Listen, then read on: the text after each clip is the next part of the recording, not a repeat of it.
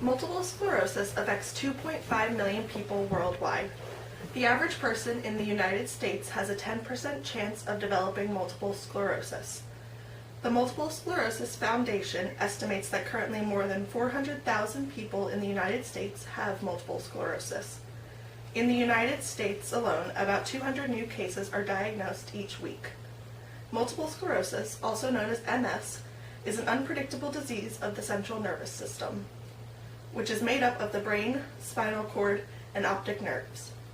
Multiple sclerosis causes interruptions in the flow of information in the brain and the flow of information from the brain to the body. MS is thought to be an immune-mediated disorder, which means the immune system attacks healthy tissue in the central nervous system. While a few medications have been found to help slow the progression of MS, there is no real cure yet. Multiple sclerosis has many different symptoms and affects each person differently. Many people think their symptoms are related to something else entirely until they have a series of tests performed on them. While MS is an unpredictable disease and varies from person to person, there are some common symptoms that doctors and scientists have narrowed down. The most common symptoms include vision problems, tingling and numbness, pain and spasms, fatigue and weakness, balance problems and dizziness, bladder and bowel and sexual dysfunction, cognitive problems, and emotional health problems. Vision problems are one of the most common symptoms of MS. It is caused by an inflammation which affects the optic nerve and disrupts the central vision. It can cause blurry vision, double vision, or a loss of vision. Tingling and numbness is another one of the most common symptoms of MS. Tingling happens because MS affects the nerves in the brain and the spinal cord, which disrupts signals sent through the body, causing numbness. The most common sites of numbness are the face, arms, legs, and fingers. Chronic pain and involuntary muscle spasms are common with MS, affecting nearly half of those affected by the disease. Pain and spasms mostly occur in the legs and back. Unexplained fatigue and weakness affect about 80% of people in the early stages of MS. Fatigue happens when the nerves deteriorate in the spinal column. Balance problems and dizziness also occur.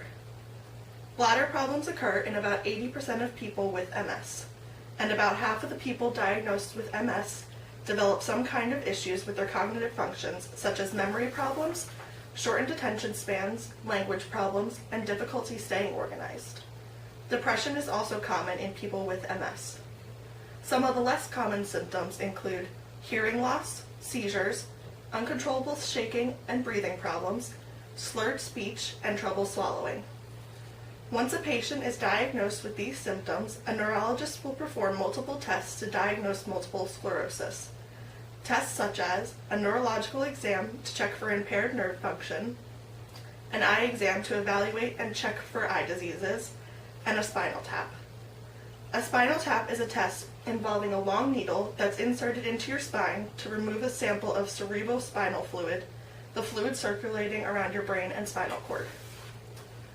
While multiple sclerosis is not contagious or directly inherited, doctors and scientists have found different causes in the spreading of MS around the world. Doctors and scientists have determined a number of factors that they believe result in the spread of MS. The factors scientists have narrowed it down to include gender, genetics, age, geography, and ethnic background. Multiple sclerosis has been found to be 2 times more common in women than in men. Scientists believe this is due to the difference in hormones. According to the National Institute of Neurological Disorders and Strokes, about 15% of people with MS have one or more family members who also have MS. It has also been found that if you have a parent or sibling with MS, you have a 1 to 3% chance of developing the disease as well. This number goes up to 30% if you're an identical twin with someone with MS. Scientists state that if genetics were the only factor in the spread of MS, the identical twin of someone with MS would have a 100% chance of getting the disease. Because this is not true, this shows that other factors must be involved in the spread of multiple sclerosis. Research has found that while you can develop MS at any age, most people are diagnosed between the ages of 20 and 40. Scientists have found that multiple sclerosis occurs in ethnic groups, including African Americans, Asians, and Hispanics, but is most common in Caucasians with Northern European ancestry. There are many challenges that scientists face when narrowing down the factors for multiple sclerosis. MS can be difficult to diagnose because there is no one test and the diagnosis is often missed. MS is also not a reportable disease, meaning, unlike tuberculosis, the government does not require physicians to inform the government and agencies such as the U.S. Centers for Disease Control and Prevention. Without this report, there is no easy way to keep track of how many people actually have MS. Multiple sclerosis is an unpredictable disease because every case varies in symptoms and intensity. Not only does multiple sclerosis not have just one factor to diagnose the disease, it also varies in type. 4 different types of multiple sclerosis have been identified by doctors and scientists. Each of these variations can also vary in severity from mild to moderate to severe. The 4 different types of multiple sclerosis identified by researchers are relapsing remitting MS, primary progressive MS, secondary progressive MS, and progressive relapsing MS. Relapsing remitting MS, also known as RRMS, is the most common type of multiple sclerosis. It is categorized by clearly defined attacks of worsening neurological function, which are followed by partial or complete recovery periods during which the symptoms improve partially or completely with no obvious progression in the disease. Approximately 85% of people with MS are initially diagnosed with this type of disease. Secondary progressive MS, also known as SPMS, typically follows RRMS.